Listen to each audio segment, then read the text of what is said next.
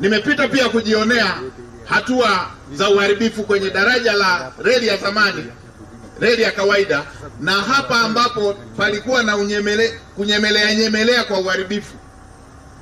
Ninyi ndio mko hapa, mtaona kwamba ni tuta la mto ndo ambalo limeendelea kudondoshwa na maji, lakini design ya reli na nguzo zake mmeona ziko vile vile.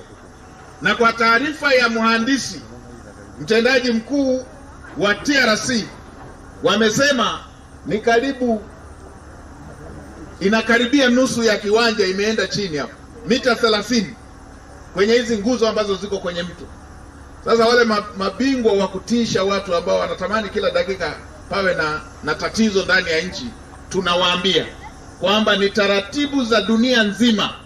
Panapokuwepo na jambo linalotoa alarm kwamba inaweza ikaleta athari, ni kawaida masuala ya vyombo vya moto, hasa reli inayotumia umeme ama ndege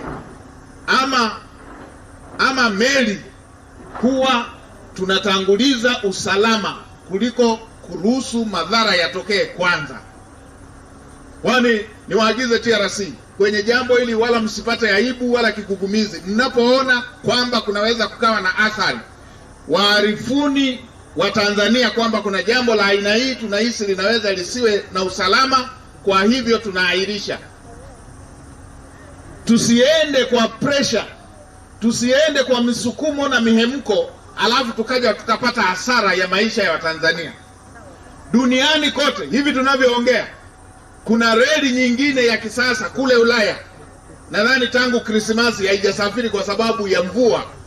Hili ni jambo la kawaida kwamba reli inayotumia umeme, ikija mvua ya upepo, hauwezi ukaruhusu reli ikaendelea kufanya kazi, kwa sababu mvua ya upepo inaweza ikatikisa msongo wa umeme ambao ulikuwa unatakiwa ukawa kwenye uwiano ambao hauko sawa.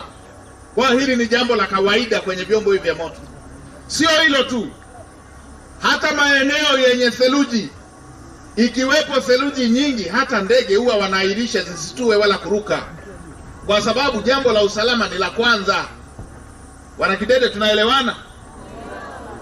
Kwa hiyo hizi ndo hatua zinazotakiwa. Tujiridhishe kwanza na usalama, tuzuie lile tuta lisiendelee kuvunjika la mto, zile kingo za mto, na baada ya hapo tukishajiridhisha tunaendelea na safari kama kawaida.